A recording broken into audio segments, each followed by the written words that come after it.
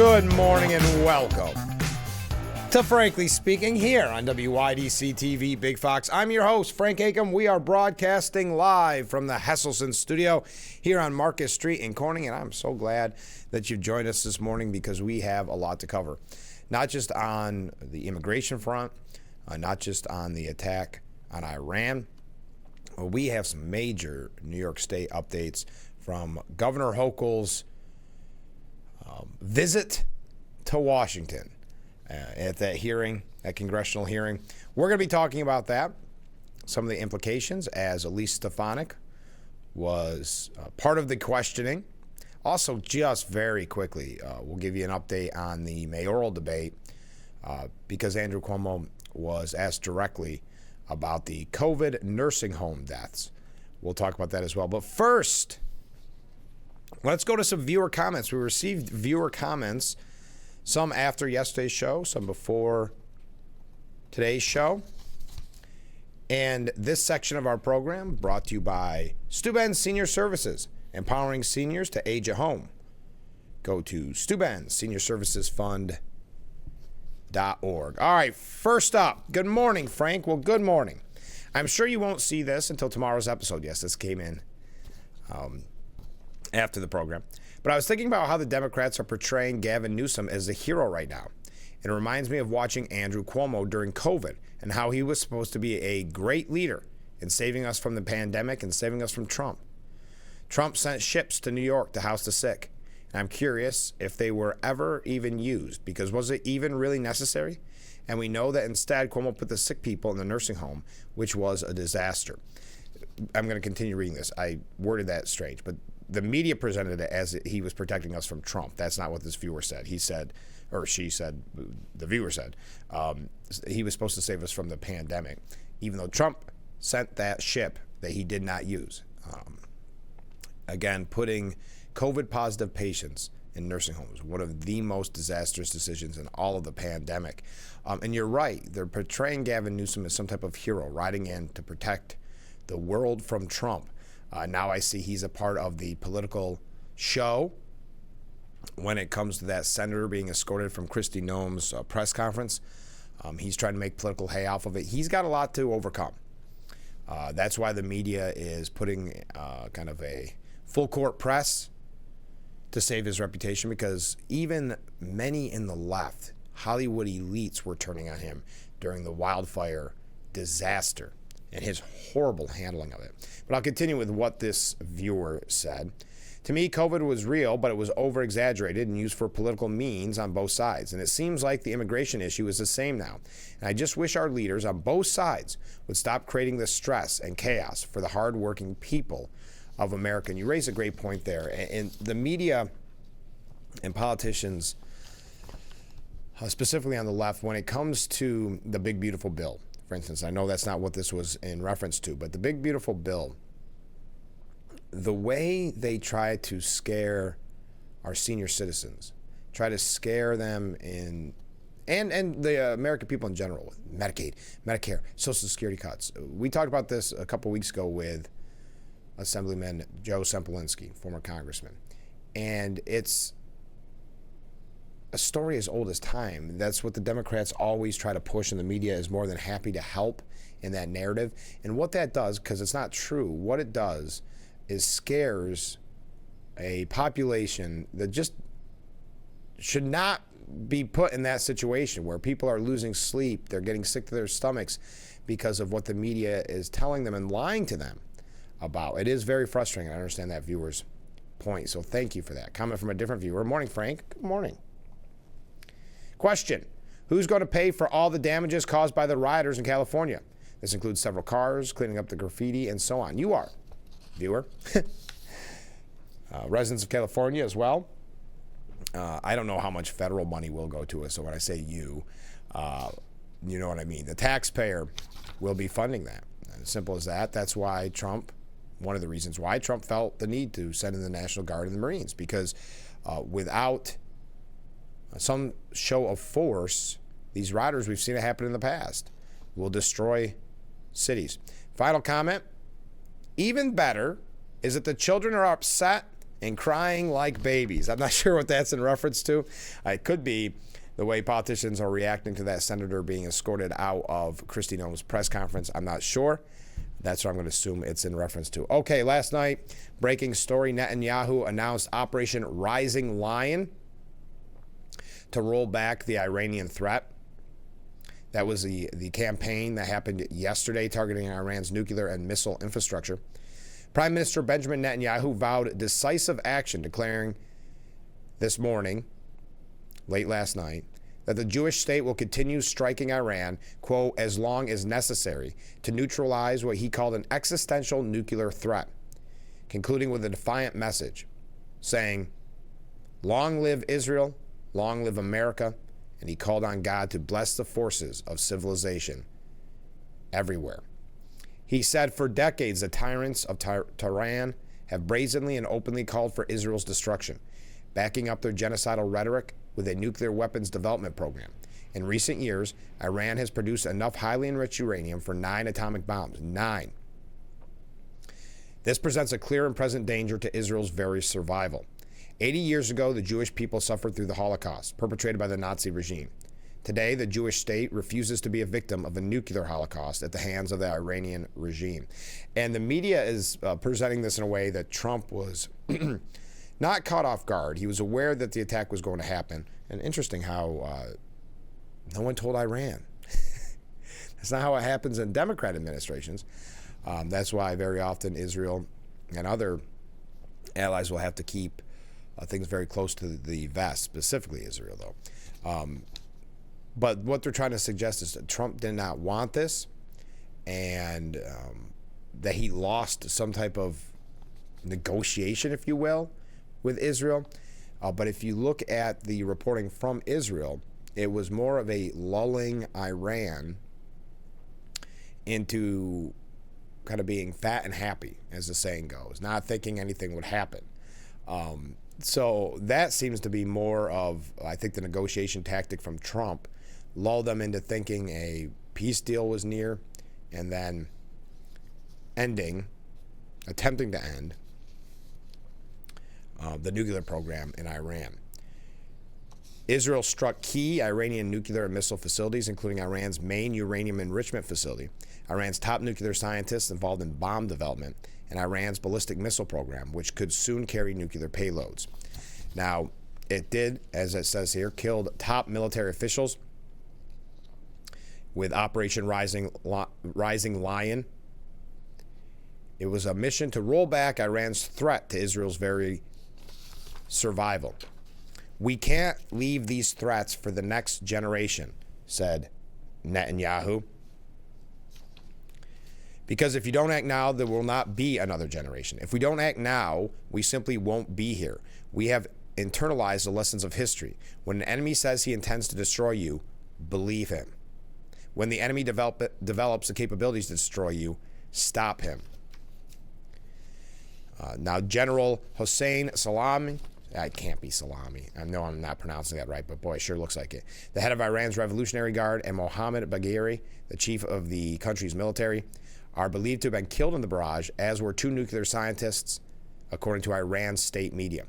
The Revolutionary Guard oversees Iran's ballistic missiles, which it has used twice to strike Israel since the Israeli-Hamas war began on October 7, 2023. Now, Secretary of State Marco Rubio released a statement last night saying, tonight Israel took unilateral action against Iran.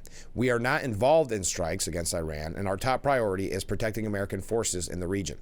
Israel advised us that they believe this action was necessary for its self-defense. President Trump and the administration have taken all necessary steps to protect our forces and remain in close contact with our regional partners. Let me be clear. Iran should not target U.S. interests or personnel. Now, however, the U.S. may be forced to act to protect Israel, is what's being reported, and prevent the Jewish state from using its nuclear weapons, according to a source. The U.S. Embassy in Israel has since directed all U.S. government employees and their family members to shelter in place until further notice. Israeli Defense Forces Chief of Staff, Lieutenant General Eyal Zamir said the Jewish state had reached a point of no return. We cannot wait for another time to act. We have no choice. History, both distant and recent, has taught us that in the face of ambition to destroy us, we must not bow our heads. And so we fight to preserve our existence. Freedom is granted to those who are willing to fight for it. Now, needless to say, Iran has threatened to retaliate, saying that Israel will face severe punishment after the strikes. At the White House earlier on Thursday, if you recall, President Trump said an Israeli airstrike looks like it's something that could very well happen, but stopped short of saying any operation was imminent. According to Danny Danon, the Israeli ambassador to the United Nations, he said, "This is a moment to make moral decisions. Stand by Israel or you'll be partners in a dangerous silence." Now, Senate Majority Leader John Thune said America stands ready to work with President Trump and with our allies in Israel to restore peace in the region, and first and foremost to defend the American people from Iranian aggression, especially our troops and civilians serving overseas. Now, the primary nuclear enrichment facility is damaged in the attack, and what I would say is good news. We're just going to talk about this kind of in the first, well, look at all these waves coming in, first section, but we have so much to get to, so we're going to be breezing through some what you would call major topics very quickly. Netanyahu also yesterday expressing solidarity with the people of Iran, saying to the brave people of Iran, I have a message for them. Our fight is not with you. Our fight is with a brutal dictatorship that has oppressed you for 46 years. I believe that the day of your liberation is near, and when that happens, the great friendship between our two ancient peoples will flourish once again. In retaliation, Iran did launch more than 100 drones at Israel. That was confirmed by the IDF. They are working to intercept the threats. The retaliation attack by Tehran comes after Israel's Operation Rising Lion, as mentioned. Now, again, the media, specifically CNN here, Trump didn't want Israel to strike. They did it anyway. So no matter what the storyline is always going to be that Trump loses in some way. That is why the media has lost all credibility. If we get a chance, the mainstream media, if we get a chance to talk about it later, there's another person that looks like they could maybe be on the chopping block after Terry Moran's ouster. They're looking at the paycheck of one Anderson Cooper, who makes a lot of money, and they're wondering, as his ratings plummet, if that paycheck is worth it. We may get to that a little bit later on. But in the hours before the Israeli warplanes carried out an attack, President Trump made clear it was an outcome he hoped to avoid. He said, I don't want them going in because, that would blow it, meaning the diplomatic efforts to curb the nuclear ambitions. The fact Israel went in anyway without any U.S. involvement and against the president's publicly stated wishes now thrusts Trump into one of the biggest tests of his young presidency. That's a weird way of putting it. By his own telling, the strikes risk scuttling his attempts at diplomacy with Tehran, even as his top envoy was preparing to depart for Oman for another round of talks this weekend.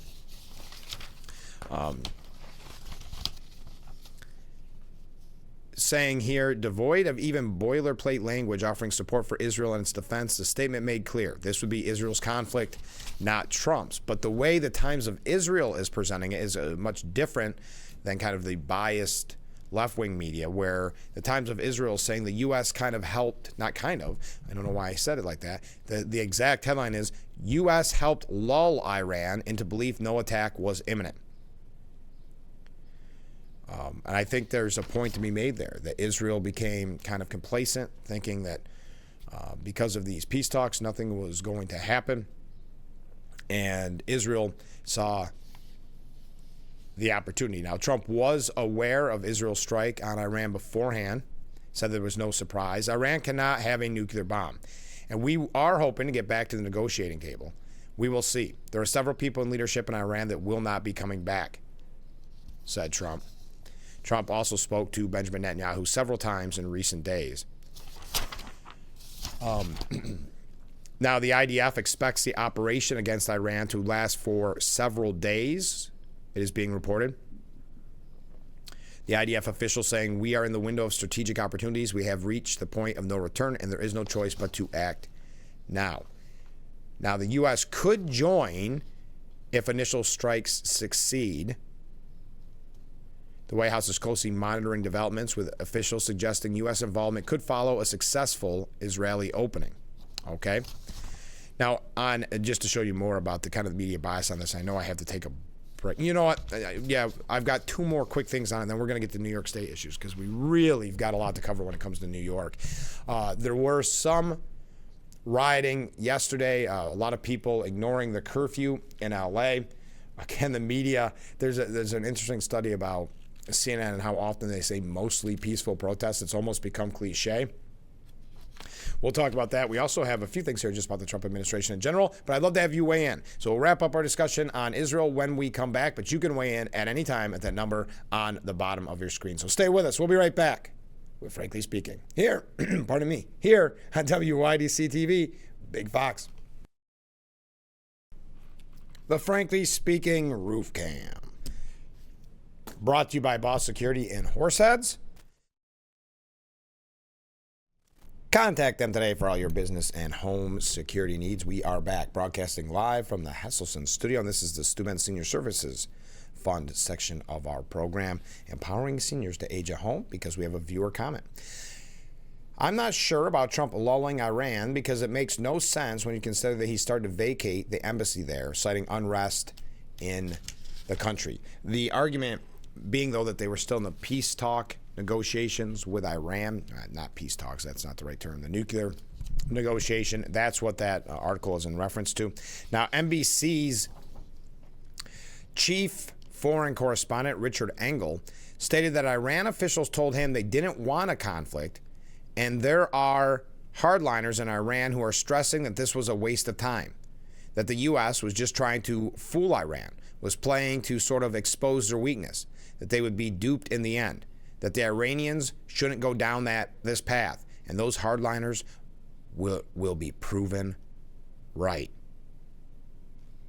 Okay? That Israel will prove them right, that they shouldn't have entered in the nuclear. Listen, at the end of the day, Israel has to look out for Israel. It's as simple as that. And to take out, I don't see a scenario where taking out their nuclear capabilities is a bad scenario. Now, even, you're not going to hear this from too many Democrats, but U.S. Senator John Fetterman pledged his support for the attack by Israel on Iran, saying, "Our commitment to Israel must be absolute, and I fully support this attack." He said the U.S. must provide the necessary military, intelligence, and weaponry to support the Israeli strike against Iran. Now, the New York Post editorial board said late last night the IDF began what it said would be several days of airstrikes on Iran's nuclear program and associated assets. Good for Israel, acting as it has before, to preempt a clear existential threat to its continued existence. No serious player on the world stage can honestly deny that Tehran has been on its final run gaining nuclear weapons. And while some will quibble about whether the regime intends to use nukes to destroy, quote, the little Satan, as it now called Israel for 5 decades, Jerusalem could hardly afford to take the chance. Iran state media reports the death of multiple top nuclear scientists, as well as General Hossein Salami, the chief of the Revolutionary Guards, the central force behind all Tehran's expansionists' ambition. Tehran will hit back hard, and the IDF can't be remotely confident it will intercept every drone and missile as it has the last 2 times. Israel must expect to hurt, hoping that the pain is survivable and simply the necessary price for fending off extinction. The rest of the Middle East, and indeed the world, gets to free ride on Israel's bold self-defense. The IDF is moving to take out what would have been a menace to everyone else, including those foolish enough to think Iran is an ally. President Trump did his best to avoid this, striving to negotiate the verifiable end of Iran's nuclear quest. Tehran declined, betting it could beat the clock. Fact is, Hamas's October 7, 2023 terror assault on Israel and refusal to surrender as the Gaza war steadily destroyed the entire terror group, plus the attacks on Israel from Iran's proxies across the region, should be seen largely as Tehran's efforts to create a window for its final nuclear run. Iran's strategy failed. We can only pray that Israel's strikes do everything they need to. All right, there is your update on Operation Rising Lion breaking last night. Israel destroying some of Iran's nuclear capabilities. Time will tell where this heads, but we'll be following it closely here on the program. Okay, we got to take a break. When we come back, we'll read your comments. Where do you hear what's happening in Albany? Well, let me start first. Albany coming to Washington. Governor Hochul testifying at Capitol Hill. We're going to talk about that. Quick things about Cuomo and the mayoral debate. And then we're going to get into, I think, next to Israel going after Iran's nuclear capability, the next biggest topic is the senator escorted out of Kristi Noem's press conference, Senator Padilla. So we will talk about that as well. Oh, I forgot to mention, Kim Frock is going to be our guest in the next hour. She's going to tell us about, it almost seems too good to be true, this amazing opportunity at SUNY CCC, SUNY Corning Community College. If you or someone you know is between the ages of 25 and 55, you're going to want to listen to this because it gives you an opportunity to get a college degree if you don't have one for absolutely free. And this isn't, political type thing where student loans are forgiven. This is an amazing opportunity. So please let your friends and neighbors and family know if they're thinking about maybe pursuing a degree and have not done so, and they're in the age group of 25 to 55, to tune in to check out what Kim Frock has to say. But we got to take a short break. Stay with us. Keep those comments, keep those waves coming in, and we'll be right back with Frankly Speaking after this. The Frankly Speaking Roof Cam, brought to you by Boss Security in Horseheads. Contact them today for all your business and home security needs. Our picturesque view of historic Market Street, where we happen to be broadcasting live from the Hesselson's studio. Let's go to the Student Senior Services Fund section of our program, where we read, comments. I like this time of year when it's so nice how everybody walking by and waving. We're getting some good wave numbers, haven't we? Okay. Absolutely love the takedown and arrest of the child who tried to storm the podium at Noem's press conference. Yes, that is a major story this morning. A lot of people trying to make political theater out of it, like Gavin Newsom, suggesting it shows some type of authoritarianism. Gavin Newsom's trying to save his reputation after the disastrous handling of the LA wildfires and the disastrous handling of the riots as well. So he's participating in kind of this grandstanding. Comment from a different viewer. Good morning. Well, hey, good morning to you too. I was flipping around on the TV last night and I thought I was watching old TV show reruns of the Three Stooges. But then I realized it was in color and it was the new Three Stooges on Capitol Hill. Walz, Pritzker, and Hochul. Yeah, have a great day. Yes. By the way, I know, and I've never been able to word this properly, but you know what my opinion is on Governor Hochul. She's kind of Johnny Tryhard, but she can't do it. She's trying to be kind of a big power player in the Democrat Party, and then she gives that speech at the DNC that goes horribly, not given a primetime slot either. But then she'll copy kind of the talking points that the Democrats have been making for a while, but she'll do it late. Or she'll do it at awkward intervals. She's not great on her feet. We saw that, not even good on her feet. We saw that yesterday at that meeting on Capitol Hill. It's just she wants to be to the level, because remember, she was never going to be governor until Andrew Cuomo resigned in disgrace. So she was never going to be a governor to that level, but now she's been put into that position, and she's just not at that level of talent and skill on the politics side. I'm not talking about policy. I'm just saying on the politics, the pure kind of PR of politics. For instance, yesterday saying, if Tom Homan comes to Albany to arrest me, I'll say go for it. She's especially not good at tough talk. By having said that, who else? Everybody, hasn't every Democrat been saying essentially the same type of thing?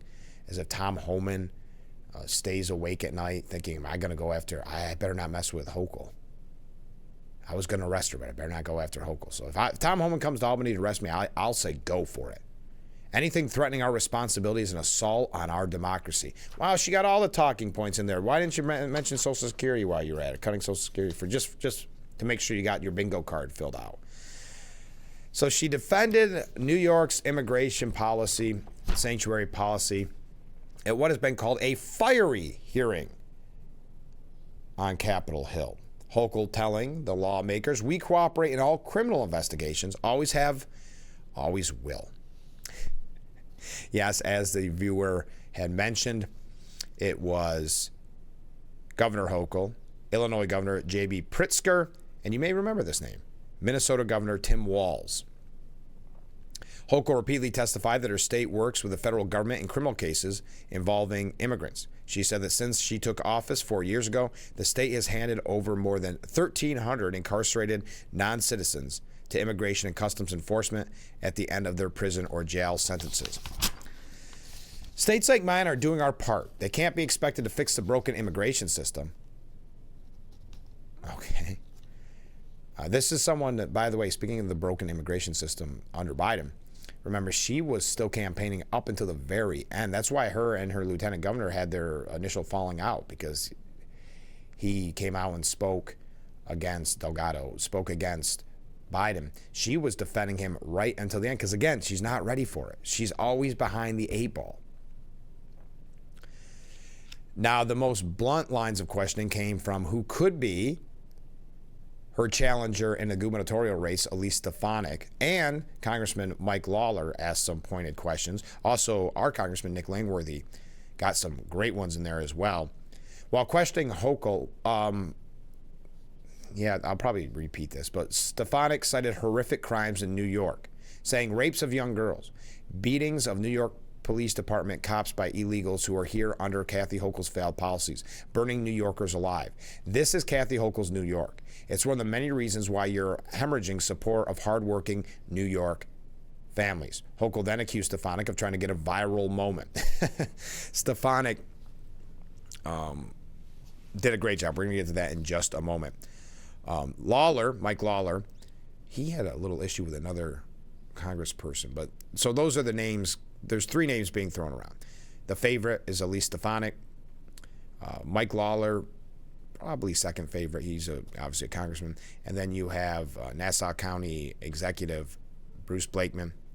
But right now, all eyes are on Elise Stefanik. That seems to be who, not just the powers that be in the Republican Party, but those of us on the ground also want Elise Stefanik to jump in and run. But Mike Lawler pressed Hochul on whether she would sign the New York for All Act, a bill under consideration by the state legislature that would limit state collaboration with federal immigration authorities. Hochul did not specify what she would do, saying attending the congressional hearing was keeping me from doing the work of the people back home. Oh, come on. Lawler said, Governor, you've done a terrible job as governor. It's not keeping you from anything. Frankly, New York is better off with you down here and not in the state. That's a good line. Hochul replying, I don't think we're better off with you here. Ooh. Congressman Nick Langworthy, I wish I could play the video because I hate reading the back and forth, but that's really the best way to do it. Congressman Nick Langworthy ripped Governor Hochul for her dangerous green light law that has allowed criminal illegal immigrants to be shielded from federal immigration officials. Mr. Langworthy correctly pointed out the absurdity that New York officials share DMV data with Canadian officials, but America's own law enforcement officers are unable to access the information, putting the safety of officers and the public at risk. He also cited the case of Peruvian national Gianfranco Torres Navarro, wanted for 23 murders, who was in the country illegally, hiding in plain sight in upstate New York, thanks to her sanctuary policies. Langworthy saying, Governor Hochul, yes or no, do you think someone who's committed murder or rape in this country, in that they're here illegally, should have tools at their disposal to avoid deportation? Governor Hochul said, as a governor, it is my primary responsibility to protect the people of New York. Those crimes are abhorrent. Langworthy said, whatever response you prepared to give today's Whatever response you prepared to give today dwarfs in comparison to your actions as governor. I would like to remind you of someone named Gianfranco Torres Navarro, an illegal alien and suspected leader of a violent Peruvian gang. He was tied to 23 murders in Peru and came to this country illegally across the southern border. He had his victims' faces tattooed on his body, and he was hiding in plain sight in Endicott, New York, for an extended period of time where ICE could not locate him. And why did it take so long to find him? Because policies like your green light law, which blocks ICE and U.S. Border Patrol agents from accessing critical DMV databases. In fact, it threatens the badges and threatens to charge a felony any officer that shares that DMV data with federal agents. These agents rely on data to be able to know who they're pulling over on the side of the road. They're taking their lives into their hands every time they're trying to, keep our street safe. The really sick irony here is that your government in New York, my home state, freely shares that same DMV data with the government of Canada at our bridges in you and my hometown, but it doesn't share the data with your American federal government. Why, Governor? Hochul saying you're misstating the green light law because we are able to cooperate with federal authorities when there's a crime committed. So, pointedly asking, why did you shield the database, Governor? And Hochul saying anything that they want from us related to investigating a crime is available. Now, I can't keep going on because it's a back and forth. But as she said, my job is to protect the people of New York, and I fight hard every single day. That's what Nick Langworthy, our congressman, said. You're doing a very lousy job of it, Governor. He said, I trust the professionals. You and I aren't police officers. I trust the people out in the field that wear the badge, that are honorable, decent, hardworking people. And you have a record of disrespect to law enforcement, just like you disrespected every corrections officer in the state of New York. You have a lot of gall to come here and criticize the president for using the National Guard to actually bring law and order to the streets of our country. When you sent those same National Guard officers to become corrections officers, after you destroyed the lives of so many of the hardworking corrections officers of the state when you broke their union. What a great point. And we had talked about that a few days ago, the connection there between the corrections officers that she called, the National Guard that she called in to be corrections officers, and then her audacity to criticize the Trump administration for trying to bring safety to the streets, something she knows very little about, public safety. We're going to tell you what Elise Stefanik had to say, and just an overview of Hochul's testifying in front of Congress, and a couple other quick New York State issues, and then many other topics to get to. Busy morning. I see some comments. I see some waves coming in. Keep them coming in. We'll be right back with Frankly Speaking here on WYDC TV, Big Fox.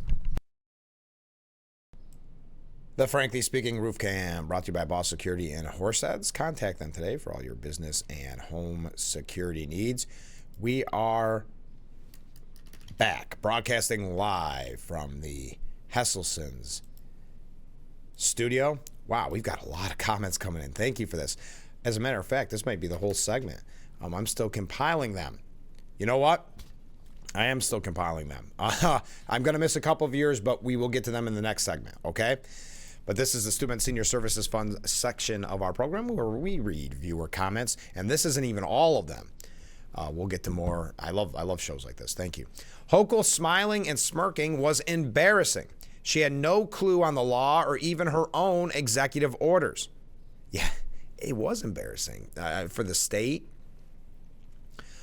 Again, it proved that she's just not ready for prime time, in my opinion. That's why I was kind of looking forward to it. I think it would show, because on her feet, she doesn't have it when it's off the cuff. Another comment, Democrats have become thugs with no skills, just swearing and bull rushing authority to get attention. A lot of attention grabbing, isn't there? Yes, that was made clear again yesterday. The political theater of it all, even some Democrats criticizing the political theater, the grandstanding. That's really what the Democrat Party has become. Look at Cory Booker, became the face of the resistance temporarily. Why? Because he gave a 25-hour speech that accomplished nothing. So a lot of hot air, a lot of bluster that accomplished nothing, and that was supposed to be representative of the Democrat Party, which I tend to agree that it is representative of that. So yes, Great point. Comment from a different viewer. Good morning. Well, hey, good morning. Appreciate that. Another comment. Good morning, Frank. Well, good morning to you as well. I'm very concerned about the escalating conflict with Israel. Fair enough. I'm even more concerned that so many people I see posts from don't even consider this a threat to the United States. I think it's the same people who don't understand that on October 7th, Israel was attacked in a horrific way and there are still hostages.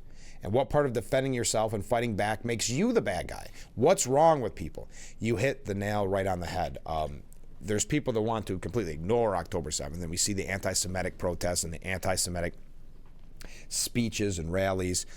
They want to ignore October 7th. That's why with Greta Thunberg, it was so nice to read that they forced her on her trip over to Gaza when she got sent back, forced her to watch the atrocities of October 7th. If you recall, Ilhan Omar's daughter was at a protest, and she attended. Representative Omar, she attended for a while. This was on college campus, one of the encampments.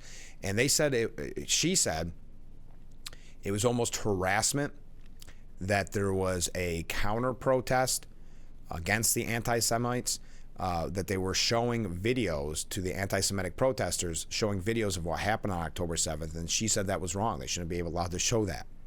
Imagine that. So yes, I think people want to put their head in the sand. They don't realize the threat that Iran poses to Israel is also very much a threat that Iran poses to the United States. So to the New York Post's piece, that Israel is doing the hard work to save us all. That's why we pray they're successful, to save so many countries who would have to fear for a nuclear Iran. So it is frustrating to watch the coverage. It's just like it's frustrating to see these people jump onto the anti-Semitic bandwagon because it's a fad. How sick is that? It's a fad. It's a cool pop culture thing to do to prove how, I guess, anti-Semitic you are. So much that Hamas's president, someone would call that a Freudian slip.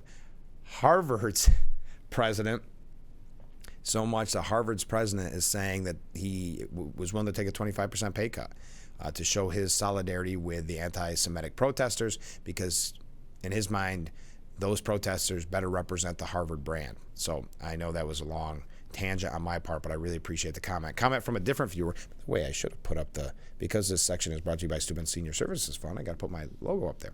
Comment from a different viewer. Governor Hochul argued that New York's policies do not prevent cooperation with federal authorities in criminal matters, but rather focus on not participating in civil immigration enforcement, which she stated is the federal government's job. Is she saying that she's not responsible for her party's lack of control of the southern border at the state level? Good point. Comment from a different viewer. Good morning, Frank. This is Mark. Hi, Mark. No one in New York State voted for Hochul. Well, at least not originally. The second time around, it's a city again. And she is doing a horrible job. That part I agree with. And her visit to Washington was a failure. Come on, Stefanik, get in the race. I agree, Mark. I want to see that announcement.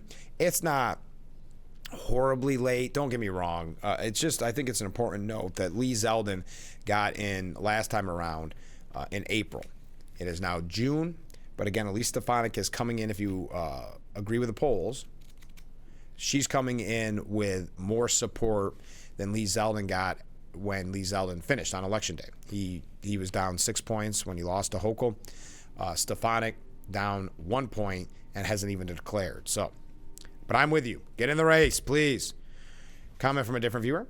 Good morning, Frank. You cracked me up with Johnny Tryhard. Yes, Johnny Tryhard, Governor Hochul. I haven't heard that one, but it is so true. Elise Stefanik could use clips from her hearing with Hochul as campaign ads.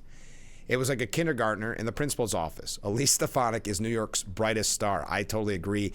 One of the reasons I was so excited when she was nominated for ambassador to the UN, I know it ultimately didn't work out, but after watching her, I sometimes just watch the clips of her going after those college presidents and administrators on the anti-Semitic issue. And she just does an amazing job. And I thought, how great will she be at the UN? But it's I think, very commendable that she said, I'm going to do what's best for the country, do what's best for the party, and return to Washington and return to the Capitol because my president, our country needs me. The Trump agenda needs me. Because of the slim majority in the House. So she went back and again, her name was taken out of the running for ambassador to UN. She got the nomination, but it never went to the hearings. I think that's really commendable of her, and I think that proves a little bit of who she is.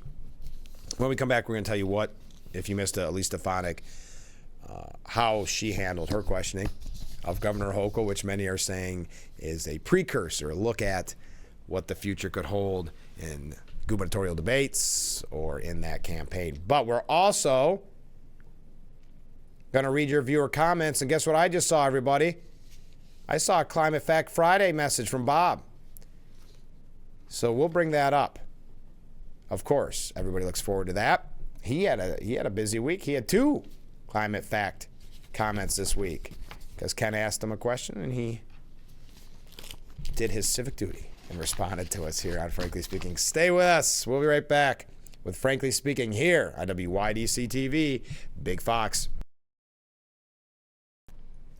The Frankly Speaking Roof Cam brought to you by Boss Security in Horseheads. Contact them today for all your business and home security needs. We are back, broadcasting live from the Hesselson studio. So many comments coming in. We're having a blast on this Friday morning edition. We read comments thanks to the good people at Stu Ben's Senior Services Fund. They sponsor this section of our program where we read your comments. If you're new to the show, you see that number on the bottom of the screen. Reach out at any time. Okay.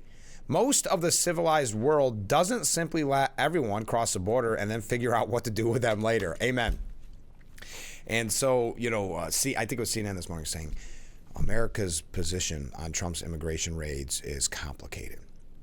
Well, if it's complicated, it means that the American people support it. They don't want to admit that. Poll after poll has shown that.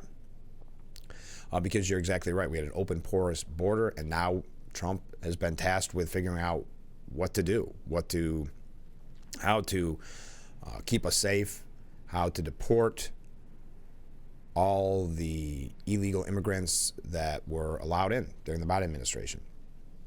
Comment from a different viewer: why have only the Democrats been protesting in Corning every Saturday? Well, first of all, it's not just every Saturday. Monday, Saturday, sometimes throughout the week there'll be one just for good measure, I guess.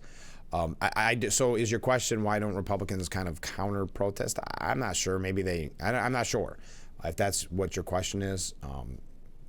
But it's getting to the point where you're just used to seeing people walk by with signs. So I know this Saturday is the No Kings protest happening in 1,900 cities nationwide or something like that, I read this morning. And we'll see how that goes on the heels of these LA riots, if they turn into, and we hope not, turn into those type of actions, or if it'll be massive protests in the street. Someone sent one yesterday that there's going to be one in Horseheads. I saw an announcement there's going to be one in Bath. I think we all assume there's going to be one in Corning, but I know Corning is also holding a Pride Month event, I believe, on Saturday. I think it's this weekend. So I don't know if that interferes with people wanting to protest. I don't know. Okay, comment from a different viewer. I don't understand why Elise needs to wait any longer. If it truly is her intent to run, I think it could be a big mistake. It's getting late.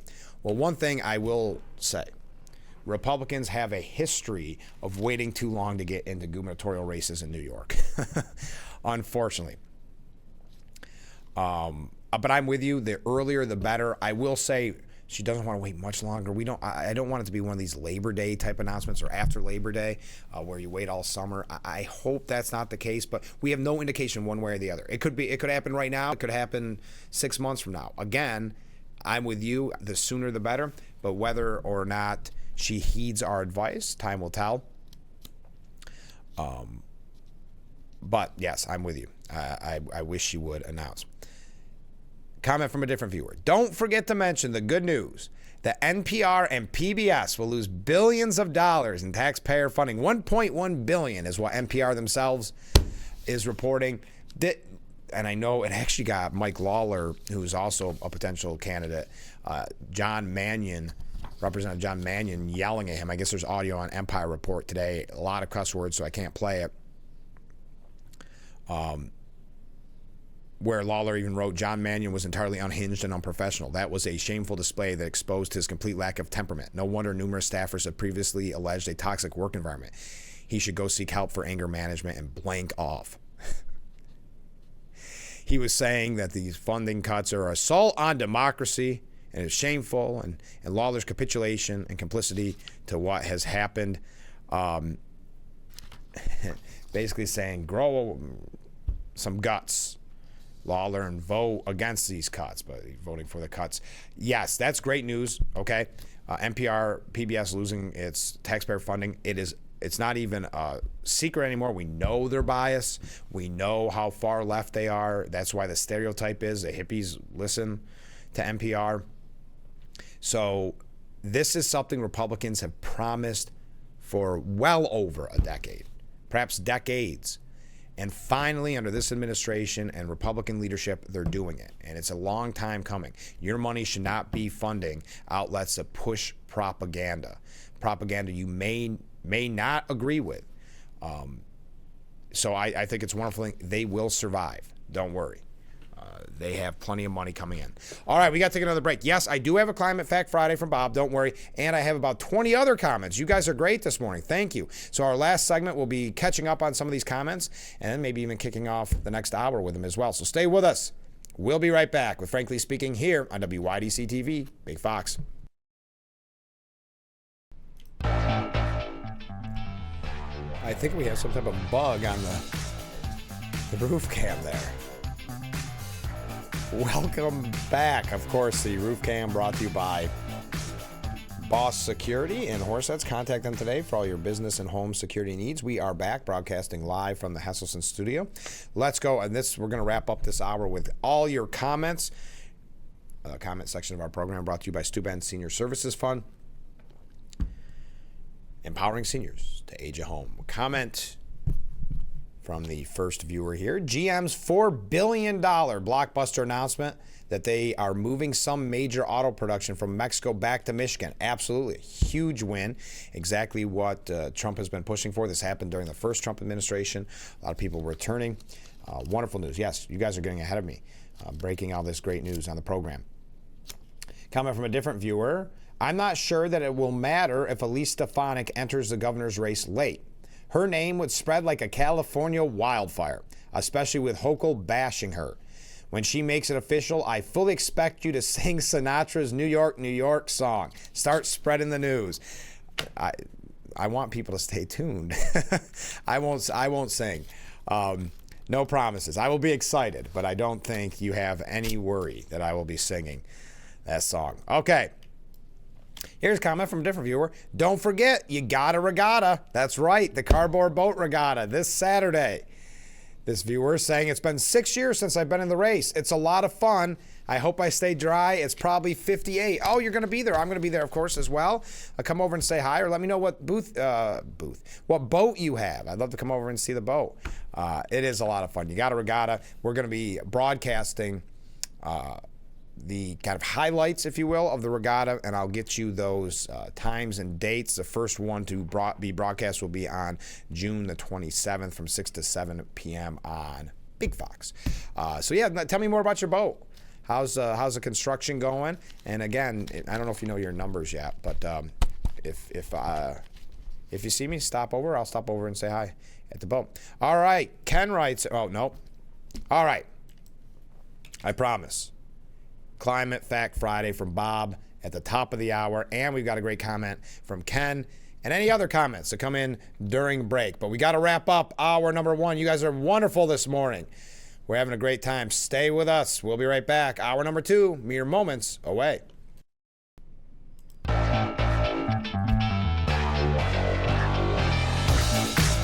Welcome to hour number two of Frankly Speaking. We are broadcasting live and proudly from the Hesselson studio here on Market Street in Corning. I am your host, Frank Acom. We've got so many comments to get to, so many topics to get to. You're going to be glad if you're just waking up that you're joining us, because we're having a blast on this morning's edition of Frankly Speaking, like we do every morning. This is the Steuben Senior Services Fund section of our program. Steubenville Senior Services Fund, empowering seniors to age at home. This is when we read viewer comments. What a great way to kick off the second hour.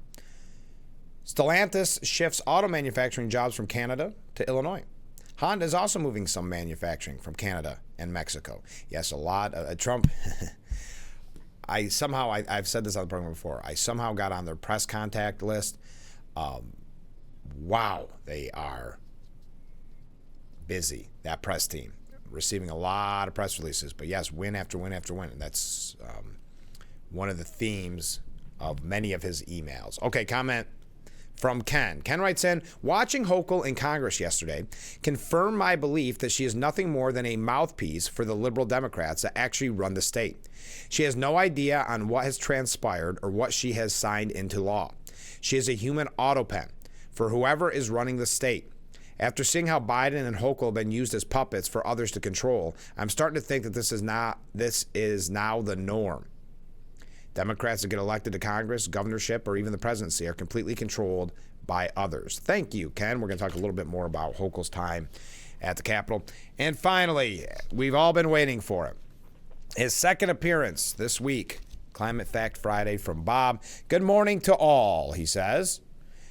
This is another Climate Fact Friday from Bob. I understand some of our New York State assemblymen want to limit the number of cattle to 700 head that a farmer can have on one farm. Yes, just to give a little background before we talk what Bob has to say. There were two assembly people, assemblyman and senator, maybe, but both from downstate, one from Brooklyn, one from Manhattan, that was saying if you own a farm, they have this bill that they put forward, if you own a farm, you can have no more, you cannot get the permit to have more than 700 heads of cattle. Okay, Bob continues. This will, of course, save the planet. I wonder if they figured that out over a couple of ice lattes. According to the EPA, methane gas from cattle has been going down in recent years. Methane from cattle accounts for a whopping 4% of all greenhouse gases produced in the U.S. Methane gas also has a very short time span in the atmosphere. The largest contributor to the greenhouse effect is the gas water vapor. That does not fit any climate change narrative from the left, so you never hear that fact. According to the U.S. Agricultural Department, consumption of beef and pork is on the rise. Gen Z being largely responsible for the increased consumption. Interesting. As always, everyone have a safe and great weekend. Fire up those grills and give Dad a nice, big, thick steak. Thank you, Climate Fact Friday with Bob. We appreciate it. Okay. So Elise Stefanik and Governor Hochul, the hot topic here on the program this morning, faced off over the sanctuary policies of our state. And Congresswoman Stefanik, who many people want to run for governor, many people speculate she is going to run for governor, stumped the governor in questions about high-profile migrant crimes. Do you know who Sebastian Zapita Cali is? Stefanik asked. Well, Hochul, again, proving she's just not ready to be there, says, I'm sure you'll tell me there's many cases.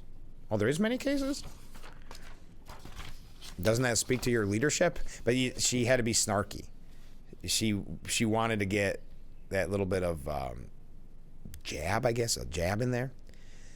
These are high-profile cases. New Yorkers know about them, and you don't, Stefanik asked.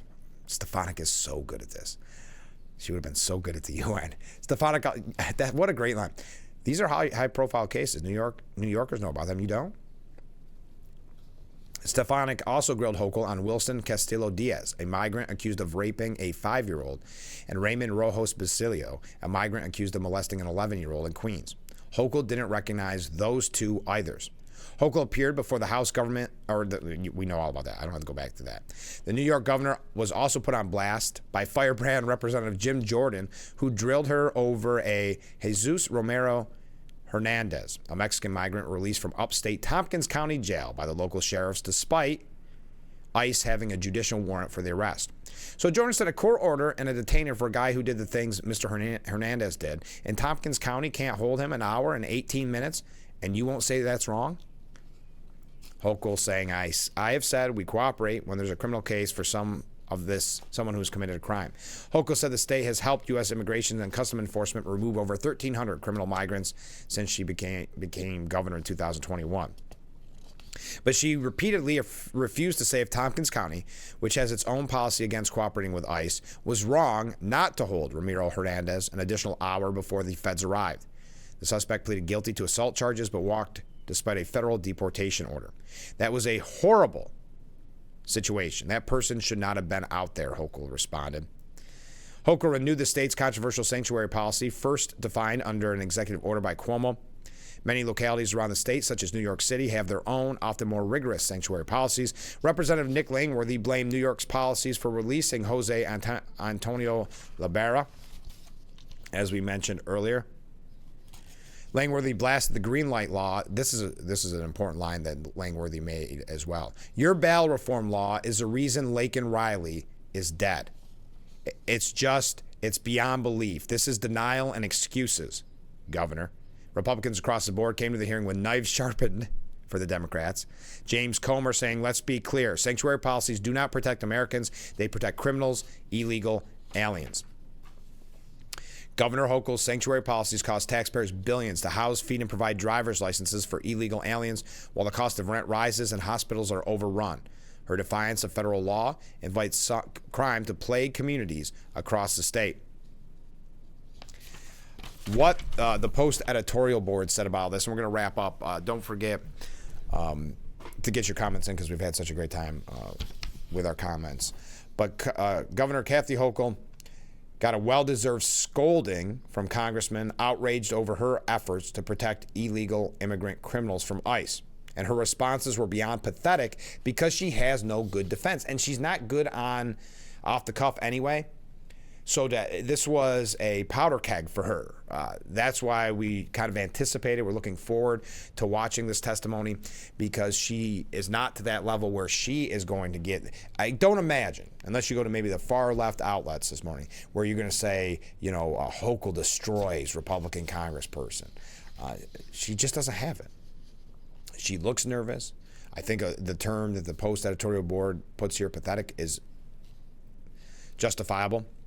When Elise Stefanik cited Sebastian Zapita Kelly, an illegal immigrant who came to New York and is accused of fatally setting fire to a woman on the F train, Hochul didn't even know who he was. And that was a major story.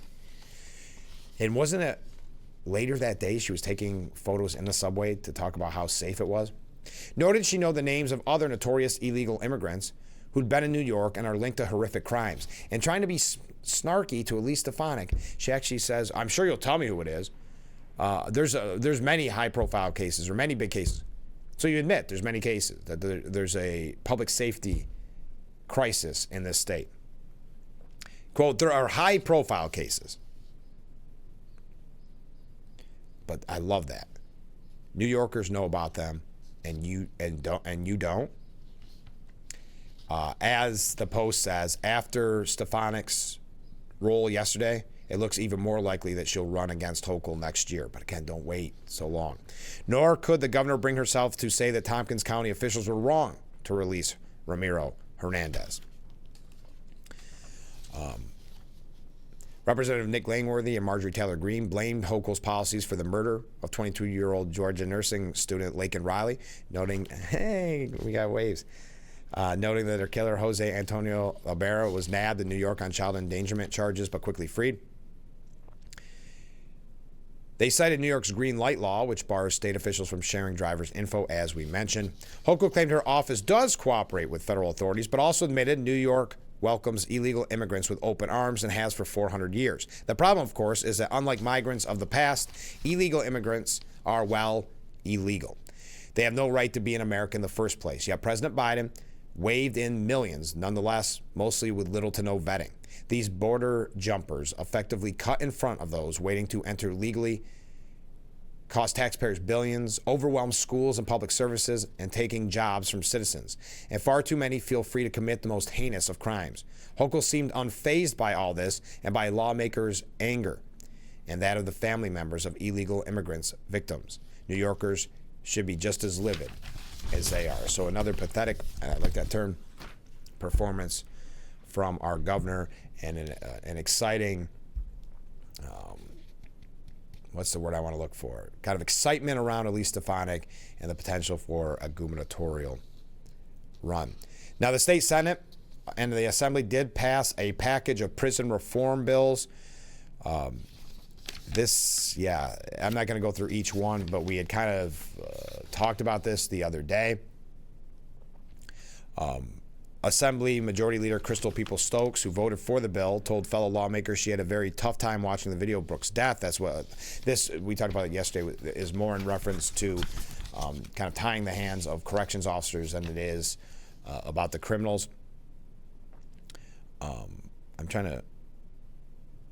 There were some good ones, some good issues in here. We're learning more about it. DOCCS spokesperson Thomas Malley said that when asked about the package of bills, the department does not comment on pending legislation. In addition to prison reform, the Democrat-controlled houses were considering a large number of bills, but the Senate and Assembly did pass the package. Does not look great, but I know we have some COs out there, and I would love to know your thoughts on it, as I'm sure you're following it closely. Now, Assemblyman Phil Palmisano, we don't have time to play the whole video. He sent me the great press conference they did yesterday, but the Republicans in Albany were slamming the revised New York HEAT Act. They tried to rebrand it. We talked about it yesterday. They held a very important press conference.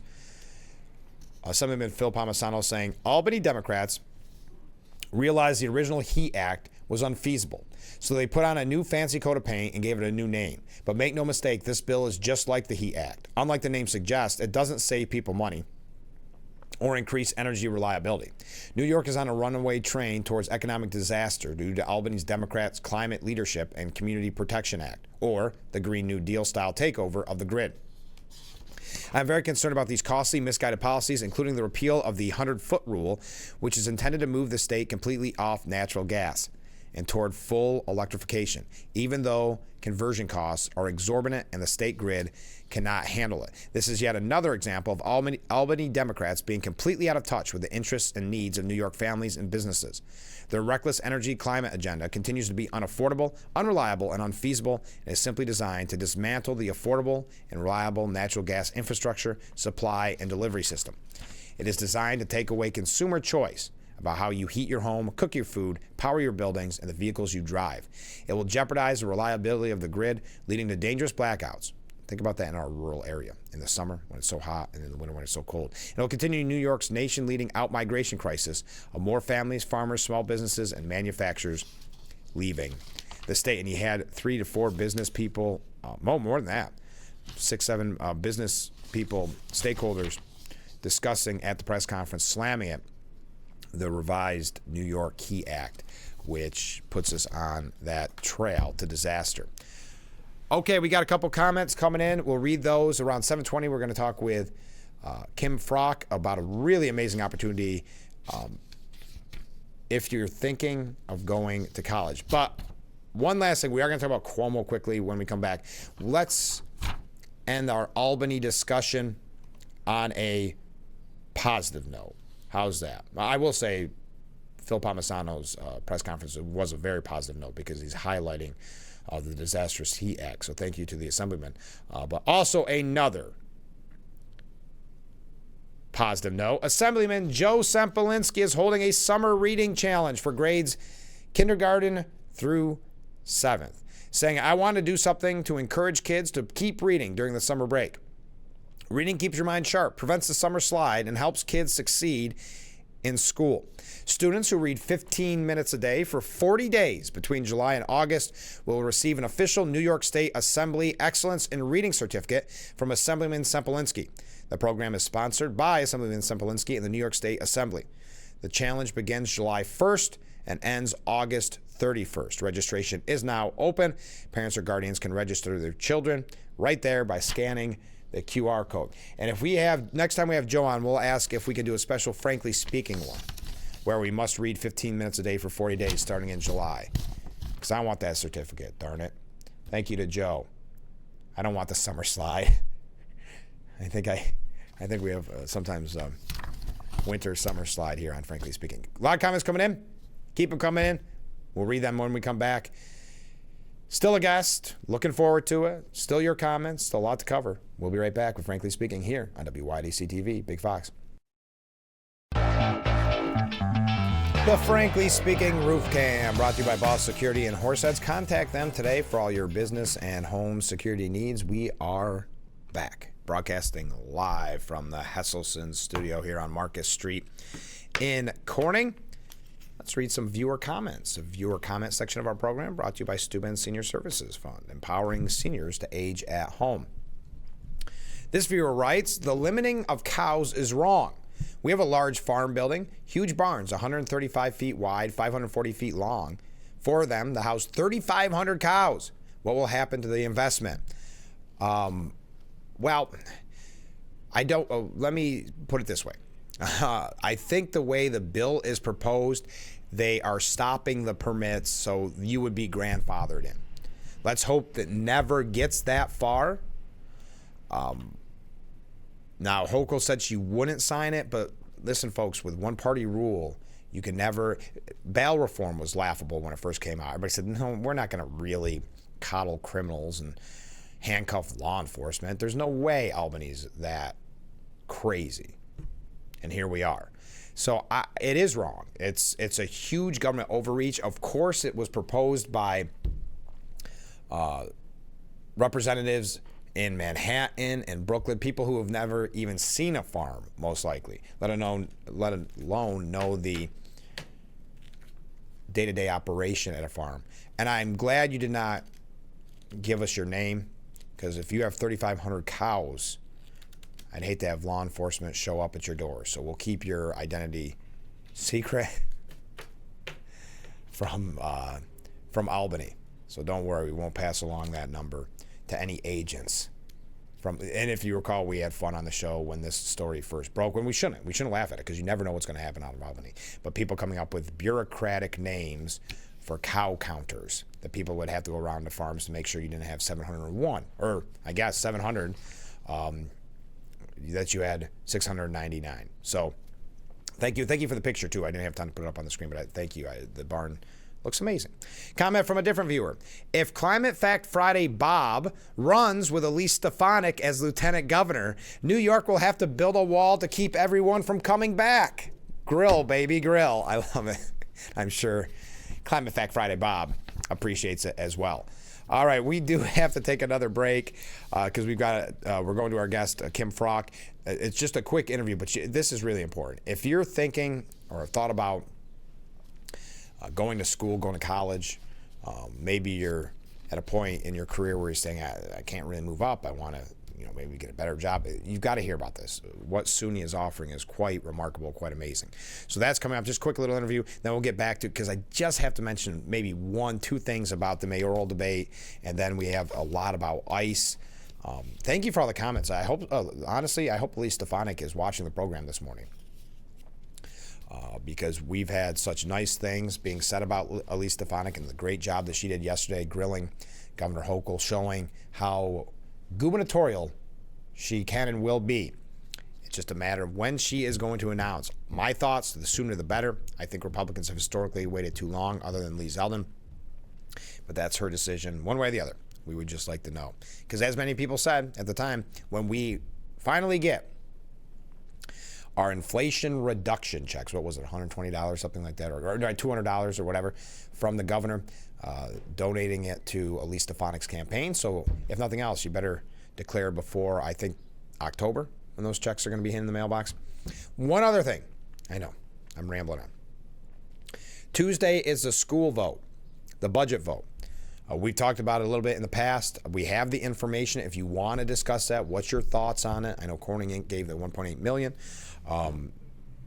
It's been a kind of quiet on the Western Front, so to speak, as people have not been weighing in on it as much as the last go-around, but I'd love to hear your thoughts on it, and we'll be talking about it more extensively on Monday and, of course, Tuesday, because Tuesday is a budget day. And then next week is going to be very busy with legislative candidates because it's the primary. The primary is coming up on the 24th, and there are, which is surprising because it's not surprising, but it just doesn't happen that often. There are numerous primary challenges in our region. So, with all of that being said, stay with us. Kim Frock is our guest coming up in just a little bit. This is Frankly Speaking here on WYDC TV. Big Fox, stay with us.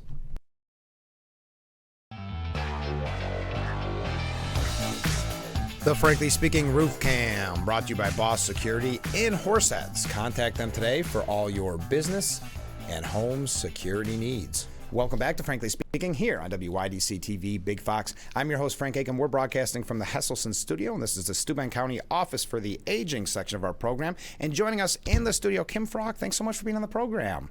I'm delighted to be here. First of all, wait till you hear about this. Well, we're going to talk about it in a second, but first, let me just say congratulations, Administrator in Charge at SUNY Corning Community College. Well, thank you. How's it going so far?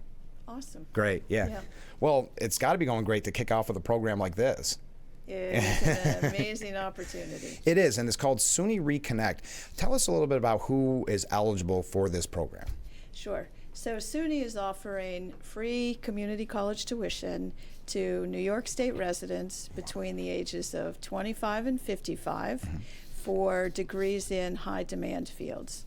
So obviously you need to live in New York State. Sure. You need to be in that age group without a prior college degree. Okay. But other than that, if you want to pursue a degree in one of the high demand fields that have been identified, and there's a list on our website, it's free tuition, books, supplies, fees. And you mentioned you can't have a degree, but let's say I started college and I got a couple of credits, but life happened. Didn't finish. Yeah. Yes. Are you still eligible? Yes. So, and there is credit for prior learning. So if you have prior college credits, those will be taken into consideration if they are relevant for the degree program that you want to pursue. If you have micro-credentials or professional certifications, those are also considered prior learning credit. Sure. And if you have relevant work experience and skills that align with the requirements of the coursework in that degree, that you can receive prior credit for that as well. And there's such a need for, and I'm not going to go through the whole list because it's quite an extensive list of these high demand fields, but think of the need in our community and in the state in general for nursing, chemical dependency counseling, cybersecurity. I mean, things that I know nothing about too. There are some pretty fancy things on here, but it's such an opportunity for viewers of this program, but opportunity for New York State, to be honest.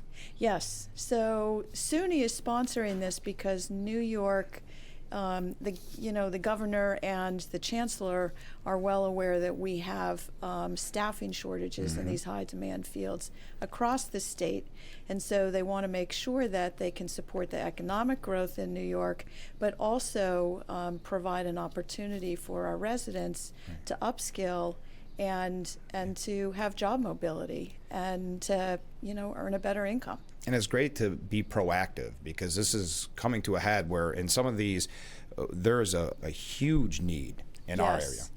There really is. The other great thing about this program is if folks in this age group want to pursue a college degree, they can do it part-time or full-time. Okay. So if they're working and have a family and can't just stop working and go back full-time, as long as you take 6 credit hours per semester, you have 10 semesters to get your degree. And so part-time students are encouraged and welcome, as well as full-time students. And that's wonderful because, as you say, especially with this age group, 25 to 55, life happens. You have responsibilities and you can't just take the time off. So to be able to do part-time or to be kind of flexible in that way goes to show you, I think, how amazing the SUNY Reconnect program is that they took these things into consideration. Absolutely. I mean, they really want this to work for businesses and for our residents and community members. And it is an amazing opportunity that is unheard of. It really is. It's free tuition, books, supplies, fees.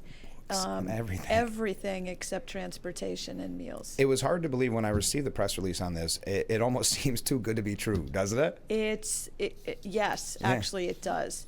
We're encouraging people, if they are interested in pursuing a degree, whether they start in the fall or they wait and start in the spring, to go to the Corning Community College website, fill out the information forms, and provide us information on what degree program you might be interested in, and also also, if you work, what your work schedule is, so that we can figure out how to schedule classes to accommodate what you're going to be able So to do. cater to them even. Wow, this is now I don't want to ask a negative question, but I think people may be asking, as we keep saying, life happens. What if I start this and I can't finish? Nothing happens. Okay. There are no repayment obligations, no penalties. And the other interesting thing is, once you get your degree, if it's in a high demand field and your family has to move, you're not required to stay in New York State afterwards. This is just a wonderful program, SUNY Reconnect. And again, it helps the community, but it also helps the state. Everybody wins in this deal. Yes. That, you can't normally say that. Yes. So what do people need to know if they're hearing this, they need to want to participate? Where do they get started? So go to the college's website. Mm-hmm. There will be a button on the landing page that says free college tuition. Click on that and it will give you all the information that you need. There's also a phone number to call on the website specifically for this program. If you have any issues with filling out the information forms, there's someone that you can call and actually have a live person to talk to. Perfect. And one last question. I know there's somebody watching right now and they're saying, I'm 55. There's no way I'll be able to finish by the time Yes. before I turn 56. Can they still apply? Yes, you Okay. only have to be 55 on January 1st of the year that you apply. Okay, so So if you're 55 on January 1st and you start in September and you're 56 at that point, you can still start. Okay. And you don't have to be 55 when you finish. So just 25 on to the day 55. that you start. Gotcha. So 25 to 55 is called SUNY Reconnect. Find out more at corning-cc.edu. Kim, thanks so much for being on the program. And again, congratulations. Best of luck. Thank you. Thank you very much for having me. All right, we'll be right back with Frankly Speaking. Stay with us.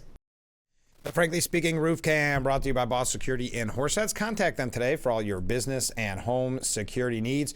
We are back broadcasting live from the Hesselson's studio here on Market Street in Corning. Thank you to Kim Frock for being our guest this morning. Telling us about that program. You can find out more at SUNY Corning Community College's website.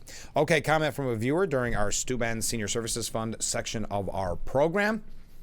Frank, I couldn't help but recall this while discussing Hochul and the ongoing cow saga. So clueless, aren't they? And sent a great clip. And I had forgotten about this, but this was Mike Bloomberg. Now, keep in mind, Mike Bloomberg was the mayor of New York City, and he just recently endorsed Governor Cuomo. He said back in 2016 in a clip discussing farmers, he said, you put a seed in, you put dirt on top, suggesting it's easy and takes less, quote, gray matter, and that anyone could do it. So that is the mindset of those who specifically live in the city. Now, speaking of that, Cuomo during the debate, and we're not going to talk a lot about this, but Cuomo during the debate was asked about his nursing home decision during COVID. And it became a flashpoint. And to show his ego and his arrogance, he has still refused to apologize. The still, and rightfully so, controversial issue, it should be controversial. It's one of, if not the worst decision made during all the COVID pandemic. It came after Cuomo admitted that he not only saw a controversial report on nursing home COVID-19 deaths while he was governor, but may have had a hand in doctoring the document. City Comptroller Lander pounced on the issue by inviting Peter Urbini, whose father died from COVID shortly after a rehab stint at a local nursing home, as a guest. Andrew, this is Peter Urbini said as the crowd cheered. His father, Norman, died because of your disastrous order to send people with COVID into nursing homes. Then, as you admitted this week, you hid the real death toll and lied to families about it for 5 years. Yeah. And Elise Stefanik, again, I know we were talking a lot about Elise Stefanik, but she had that great line of questioning for Cuomo when he was on Capitol Hill about these COVID deaths, saying you should never serve an elected office ever again. So, Lander continued, so tonight, will you finally apologize to Peter and other grieving New Yorkers? And that's when the crowd applauded. Or will you just keep gaslighting them with more blather about what a great job you claim you did? Good lines. Now, does this move the needle? No. You know my thoughts. I think Cuomo's going to be mayor, but I'm glad he's being called out for this, bringing this to people's attentions that may not be paying attention. Cuomo tried to dodge by dinging Lander as supposedly being an inauthentic New Yorker. Wow. So arrogant, so smug. He still can't apologize to all those grieving family members. Maybe where you come from in St. Louis, facts don't matter, but here they do. He then apologized to Arbini, but pointedly didn't offer a mea culpa for anything else. Mr. Arbini lost a father. I'm very, very sorry for that. Excuse me. Cuomo noted Arbini sued the state in a case and contended legal papers in the case found no COVID-positive person was sent from a hospital to a nursing home. So it is factually impossible, Brad, he said, sarcastically emphasizing his opponent's name, that he got COVID, okay, from someone coming from a hospital. So still refusing yet again to apologize. He also batted away the sexual harassment allegations, saying it was all political. No, Cuomo's never done anything wrong. Just ask him. Is that enough on Cuomo? I think so. Let's talk about, I promised I would mention this early in the program. CNN's Anderson Cooper rakes in $18 million annually as the network faces spinoff amid ratings free fall. He is in the crosshairs because the ratings challenge network is being spun off by its debt-ridden parent company. $18 million, and his ratings are in a free fall. Wow. Okay, here we go.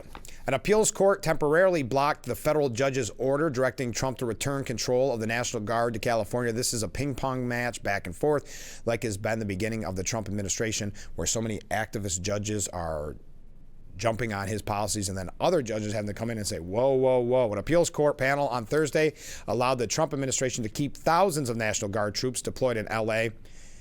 to quell the anti-ICE riots. The U.S. Court of Appeals for the Ninth Circuit issued the administrative stay just hours after a federal judge ruled that President Trump must return control of the Guardsmen to the state of California.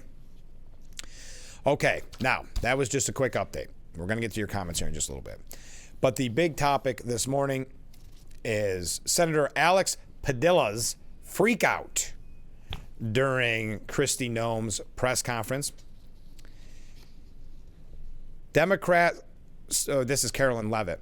Democrat Senator Alex Padilla should be ashamed of his childish behavior today. He crashed the middle of an official press conference being held by a cabinet secretary, recklessly lunging towards the podium where Noem was speaking, and then refused to leave the room and follow the direction of law enforcement. They said there was concern by Secret Service as this man lunged towards Noem.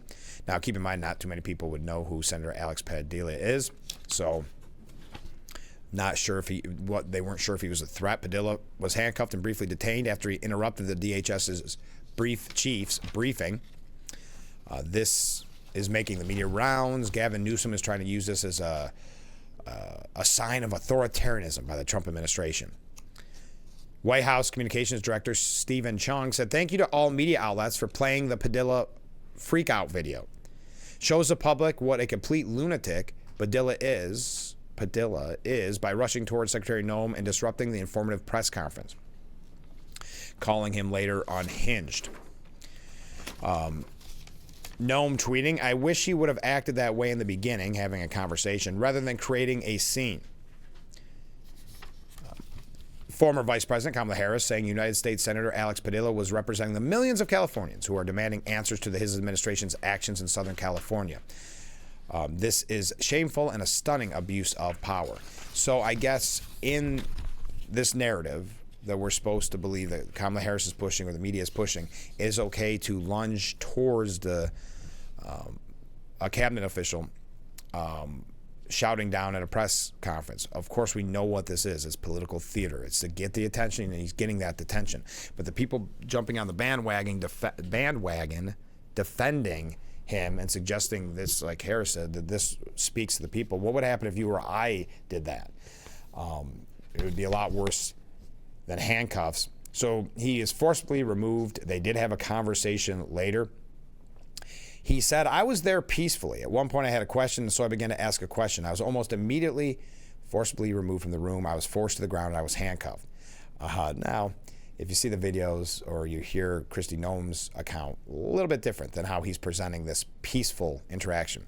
This is Noem. We were conducting a press conference to update everyone on the enforcement actions that are ongoing to bring people peace to the city of Los Angeles, and this man burst into the room, started lunging towards the podium, interrupting me and elevating his voice, and was stopped. Did not identify himself and was removed from the room. So you know my thoughts, and I've said this numerous times, where these people that want their congressperson to hold a town hall don't really even want that to happen. They either want to be able to shut down the congressperson, yell and scream and harass, or they hold these empty chair town halls, and they would actually be disappointed if their congressperson attended. The same goes here. He got exactly what he wanted. He wanted the optics. This was not done in good faith. He knew that this wasn't peaceful questioning. He knew that wasn't the time to ask the questions. That could come later, and it did actually. He did have that opportunity to talk with Kristi Noem.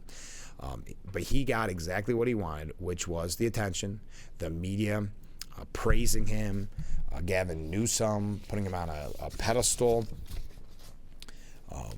But at the end of the day, this was nothing but political theater, and the American people see it for what it is. Even some in his own party seeing it for what it is, because it's this idea of the face of the resistance, right? It's the same as Maxine Waters and others going to these ICE detention centers and trying to get arrested.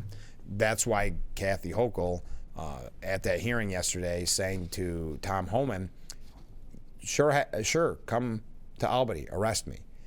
This is the resistance that they want, and it's nothing more than political theater. Democrat Representative Jared Golden criticized his fellow Democrats, specifically Representative LaMonica McIver and Senator Alex Padilla, for getting involved in incidents he labeled as, quote, politics as theater. In a statement to Axios, Golden explained that storming into the FBI headquarters and trying to break up a press conference and rushing towards a cabinet member is not really the job of an elected official. No. And if it were anybody else, I'm sure it would have went a lot worse, even though he didn't identify himself. But that's just a dangerous situation he put himself in. And you know, by doing that to a sitting cabinet member, he wanted the arrest. He wanted the handcuffs. He wanted that attention, because that is now the modus operandi of the resistance. Golden continued, I don't think politics as theater is what our job is here. And I couldn't agree more. But that is what it's become. It's been the theater. It's to get the media's attention. New York lawmakers raged against the California senator forced to the ground by federal officials again. So they want you to ignore the fact that a man rushed towards a sitting cabinet member who did not offer his identity, was screaming at a press conference when, again, there would have been time for question, as we learned later. Now, some accounts say that he did say who he was, but that seems like after the fact. But in New York, as I mentioned, Chuck Schumer said, I just saw something that sickened my stomach. The manhandling of a United States senator. We need immediate answers to what the, we'll say, heck went on. Kirsten Gillibrand condemned the Trump administration for the incident and said it should be ashamed of itself. Senator Padilla was elected by the people of California to represent their communities, which includes asking the tough questions. This administration should be ashamed. I have been to Chuck Schumer press conferences. I don't think if I presented myself in the same fashion as the senator did, that Chuck Schumer would feel sick to his stomach if I was arrested. Same goes with Gillibrand. Gillibrand doesn't like being asked questions. We saw that during the various debates she's had to have when she has competition. She does not like being asked questions. I don't think she would appreciate that same scenario happening. But they know the media is not going to say, well, what would you do if this same exact thing happened to you? How would you handle it? How would your security handle it? But they know they can get away with saying these type of things because the media will not ask that follow-up question. All right, we got to take a short break. Keep those comments, keep those waves coming in. It's been a busy morning. We're going to talk about what Gavin Newsom had to say about it. A couple other things on that and ICE in general. And then, of course, if you want to talk about it, we don't have a lot of new updates on it. There's 1,900, I think they said, cities where the No Kings protests are taking place this Saturday. That's being done this Saturday because Trump is having the Army celebration, the 250th anniversary of the creation of the Army, celebrating that with that military parade. And it also happens to be Flag Day. It also happens to be his birthday. I think it's the birthday part that kind of sticks in the craw of many on the left. So they're having, the, if you will, counter-protest, calling it No King Day.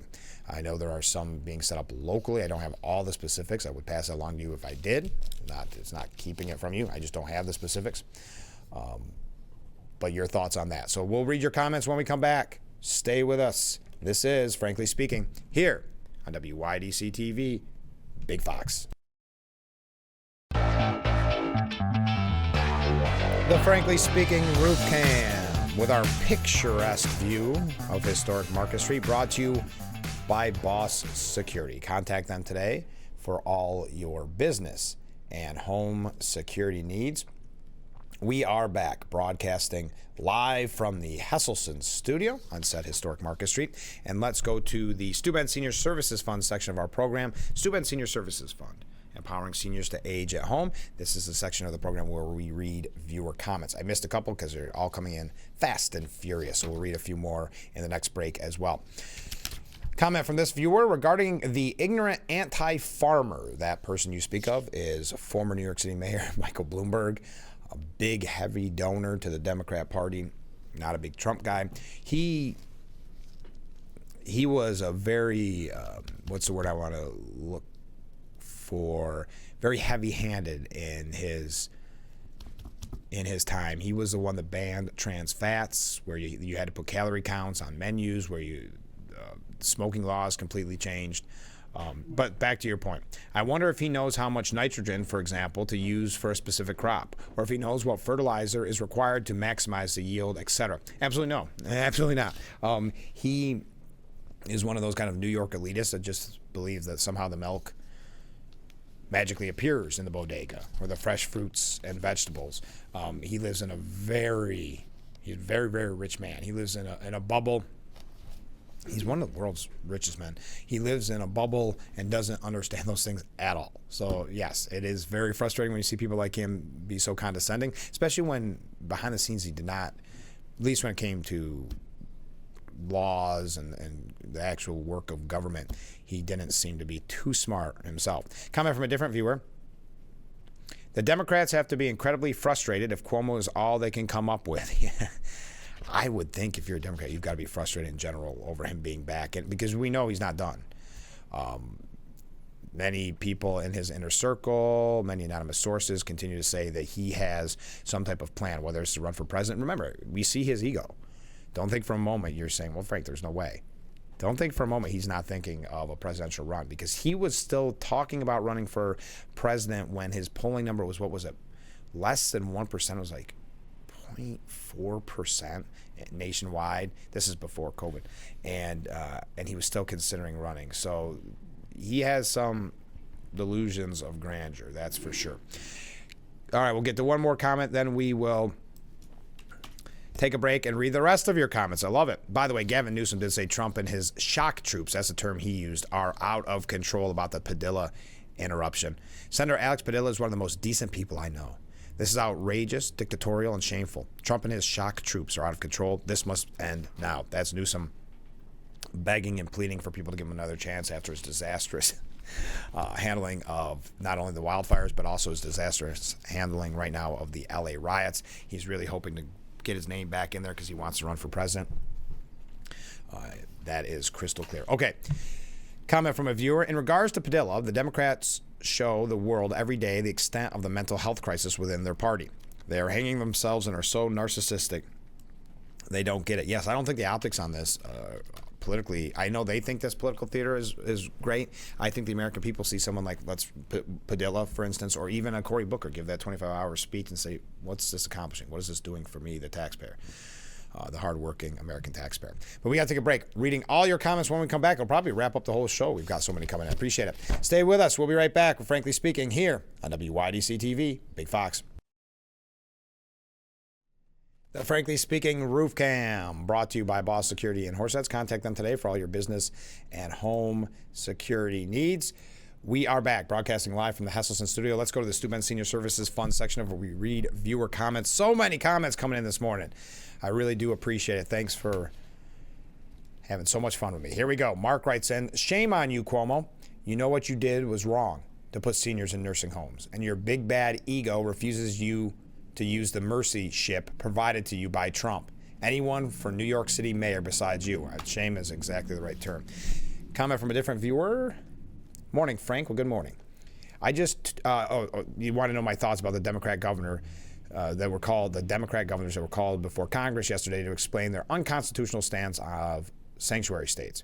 They all dodged every question, had no answers except their narcissistic political agenda stance. They've been exposed as un-American, incompetent, out-of-touch political hacks.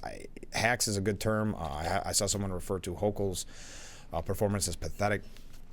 No real answers, but boy, it made yet again a rising star out of Elise Stefanik.